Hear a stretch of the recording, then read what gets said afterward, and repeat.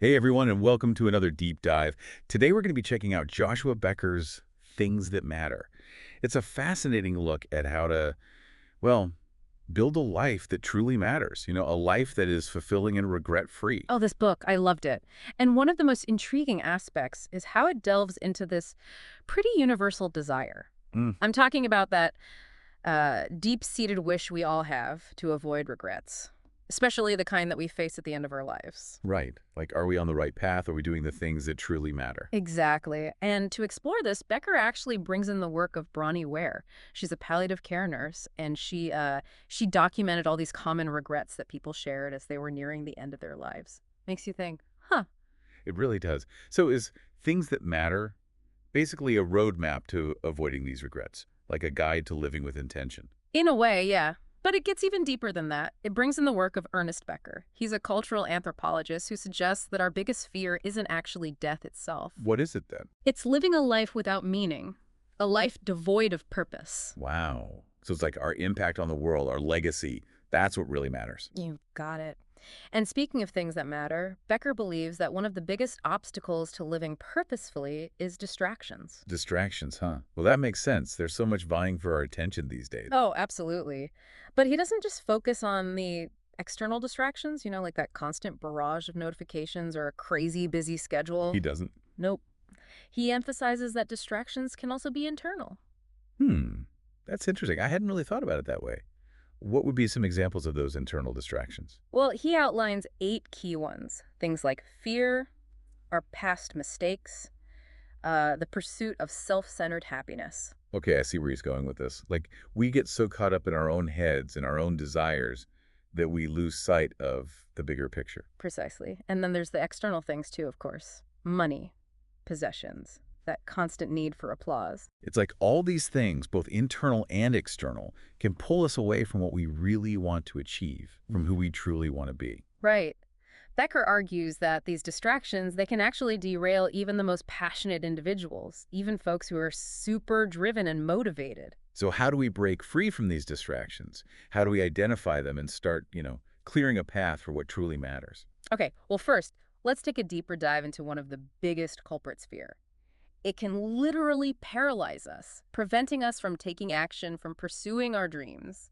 You know. Oh, I know that feeling all too well. Mhm. But how do we overcome it? Well, Becker, he tells this anecdote about almost backing out of jumping off a catamaran, and it was this real turning point for him. It highlighted the importance of seizing opportunities while we can, because we never know what tomorrow holds. I guess that's true. Sometimes we just have to take that leap of faith, even when it's scary. Exactly. And he also brings up this really inspiring example of J.K. Rowling. Think about her journey. She faced tons of rejections before finally achieving success with Harry Potter. It's all about perseverance, especially when fear is trying to hold us back. It's amazing how persistence can pay off, even when the odds seem stacked against us. It makes me wonder if there's a way to measure how much fear is actually impacting us. Well, there's actually something called the Fear Factor Index. Oh, interesting. What is that? Basically, it's a tool that reveals just how prevalent fear is in our lives, particularly the fear of failure. And this index shows how often this fear stops people from even trying to reach their goals. They just give up before they even start. Wow, that's really eye-opening. But if we know fear is holding us back, what steps can we take to overcome it? Well, Becker suggests we start by acknowledging our fears and naming them, like shining a light on those anxieties. Makes sense. Like once you can name something, you can start to gain control over it. Exactly.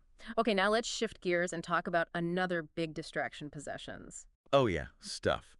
It's so easy to get caught up in the pursuit of more, more, more. Right. And Becker explores this with a pretty thought-provoking analogy. He tells the story about an Auschwitz survivor who actually compared materialism to communism. Really? That seems like an odd comparison. How do those two things even relate? Well, the survivor argued that both systems can strip individuals of their identity. Okay, I'm starting to see the connection. Communism, it does it through force and control, right? But materialism, it does it through our choices and attachments to things. We become defined by what we own, by what we consume. That's deep. I mean, it's pretty incredible to think that our desire for stuff could actually have such a profound impact on our sense of self. And that's just it. We often don't realize the hold that possessions have over us until we start to let go. So are there examples in the book of people who've actually broken free from this materialist mindset? Tons. But one that really stands out is Elaine's story. She made a conscious decision to simplify her life so that she could care for her daughter. And in doing so, she discovered this incredible sense of freedom in owning less. It's a powerful reminder that sometimes less truly is more. Like by letting go of material possessions, we can create space for what truly matters. Exactly. There's also this great example of Brit. She decided to try a self-imposed shopping ban, initially out of financial necessity, but it ended up being this unexpected journey of creativity and contentment. So sometimes we need to step back from acquiring more to really appreciate the value of what we already have. Mm. It's a shift in focus, right? From material things to experiences, relationships, personal growth. Absolutely. It's about aligning our values with our actions. Hmm. Okay, now let's talk about something else that can distract us from what really matters, the allure of applause. That need for recognition, for validation from others. I think most of us can relate to that to some degree. Right. And Becker actually shares a pretty honest anecdote about feeling envy towards the minimalists. Oh, wow. You'd think someone who, advocates for intentional living would be immune to those feelings. It just goes to show how deeply ingrained the desire for approval can be, even for those of us who try to resist it. But he also offers this really insightful wisdom. He says, praise is like perfume. Okay, I like that. What does he mean by that? He says, praise is like perfume. Smell it, but don't swallow it. Meaning it's fine to appreciate compliments, but don't let them define your worth or dictate your actions, you know? I love that. It's about staying true to ourselves, regardless of external validation. Mhm. So did Becker share any examples of people who actually prioritize genuine fulfillment over seeking that applause? Definitely. One example is this guy named Jacob. He shifted his focus away from chasing external validation and really started pursuing meaningful work. And he found true satisfaction working with at-risk youth and domestic abuse survivors. So it's not about ignoring the needs of others, but about finding that sweet spot where our passions and skills can truly make a difference, and then doing it for the right reasons, not for the accolades. Right. Now let's tackle this deeply ingrained notion that work is something to endure and escape from. Becker really challenges this perspective in the book. He argues that work has the potential for immense fulfillment and um, contribution, you know? Right. It doesn't have to be this dreadful thing that we just tolerate until retirement. Exactly. He brings in Dorothy Sayers, a super renowned writer and thinker, and she viewed work as being totally vital to human flourishing. Like it's not just a means to an end, but an integral part of a meaningful life. Yeah. And then Becker goes on to question this romanticized idea of retirement. He highlights the potential downsides of disengagement and also that kind of arbitrary nature of that age 65 benchmark, you know? It's true. Who decided that was the magic number for everyone to stop contributing? Yeah. Some people have fulfilling careers well beyond that age. For sure. He's advocating for this idea of balance between work and leisure, like allowing ourselves time to recharge while still using our skills and experience to make a difference. I like that. It's not about stopping altogether, but about finding a rhythm that works for us. Okay, now for the elephant in the room. Or maybe I should say, the smartphone in our pocket. Technology. Yes. How does Becker address technology's role as a distraction? It's such a huge part of our lives these days. He acknowledges the amazing benefits that technology brings, of course. Right, it would be silly to deny those. But he also doesn't shy away from shining a light on its potential for distraction. Especially in the realms of entertainment and social media. I mean, it's so easy to get caught up in the endless scroll and completely lose track of time. Oh, absolutely. He shares some really startling statistics about screen time just to prompt readers to evaluate their own usage, you Yeah. know, and then he emphasizes the importance of setting boundaries. So it's not about rejecting technology altogether, but about being more intentional with our usage. Exactly. Viewing it as a tool rather than a constant companion, and being more mindful of our online activities, choosing quality over quantity. It all comes back to being intentional, doesn't it? Choosing how we spend our time and energy and making sure it aligns with what truly matters to us. It's about reclaiming our time and attention and directing it towards activities that align with our values and goals. So it sounds like Becker's deep dive into distractions isn't about self-denial, but about clearing the path for a life filled with purpose. Precisely. It's about aligning our actions with our values and aspirations to craft a life story that we can be proud of. You know, a story that reflects who we truly are and what we want to leave behind. So how do we make sure we're on the right track? How do we identify those truly meaningful goals? Well, Becker uses this great analogy of false summits from his experience hiking Humphreys Peak. You think you've reached the top only to realize there's another climb ahead.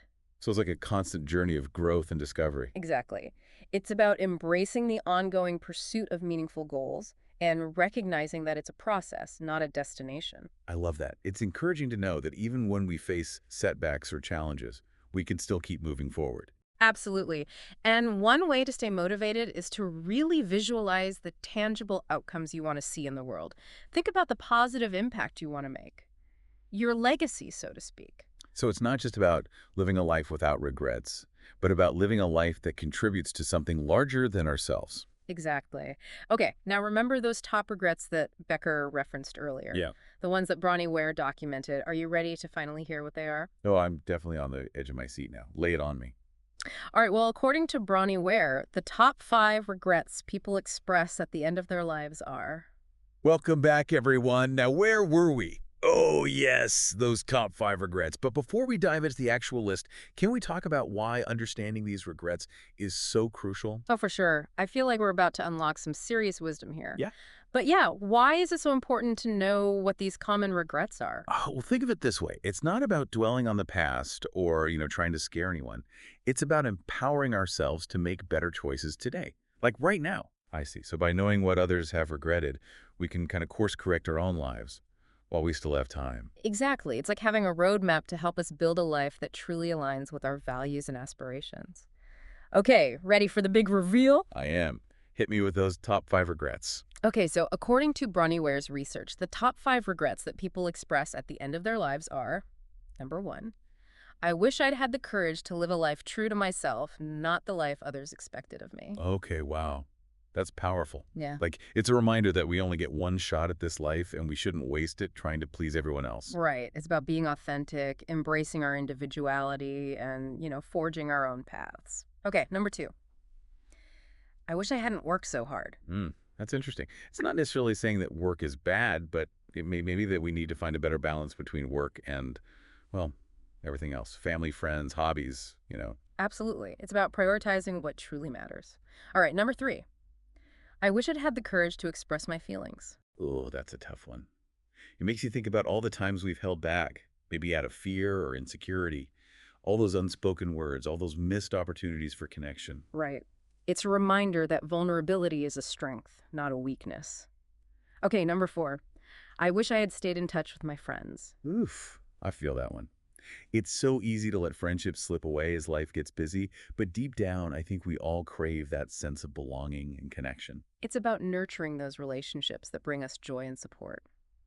And finally, number 5, I wish that I had let myself be happier. Wow, just wow. It's a reminder that happiness is a choice, and we often get in our own way. We get so caught up in striving for something, in achieving some arbitrary goal, that we forget to savor the present moment. It's about finding joy in the little things, appreciating what we have, and choosing to focus on the positive. So there you have it, 5 powerful reminders of what truly matters in life. It's like a wake-up call to stop and reevaluate our priorities. Exactly. And Becker's Things That Matter actually provides some practical guidance on how to, navigate these areas that people often regret.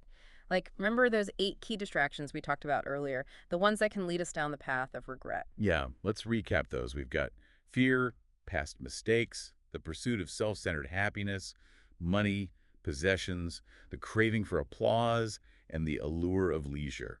What was that 8th one again? The 8th distraction is technology. It's this double-edged sword.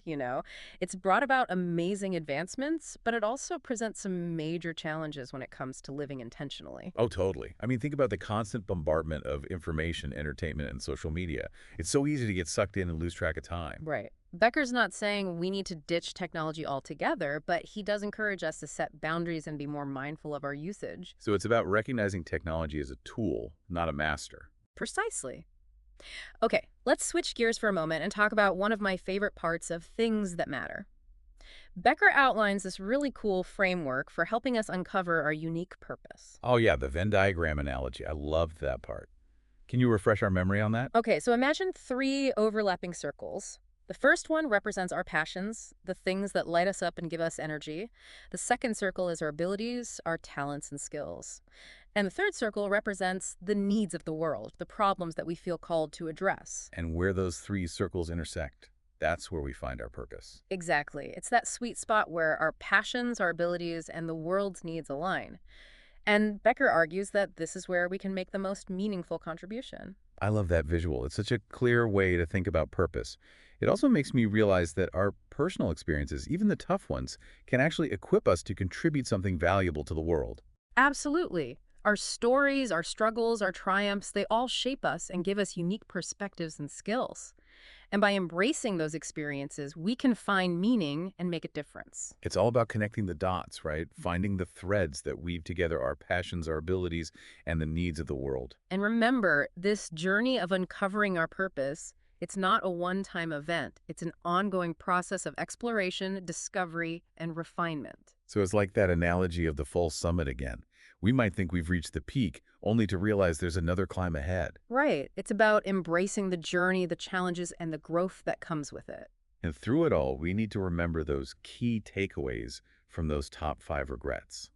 Living authentically, pursuing meaningful work, prioritizing relationships, expressing our emotions, and choosing happiness. And don't forget, even when we face obstacles or setbacks, we can always course correct.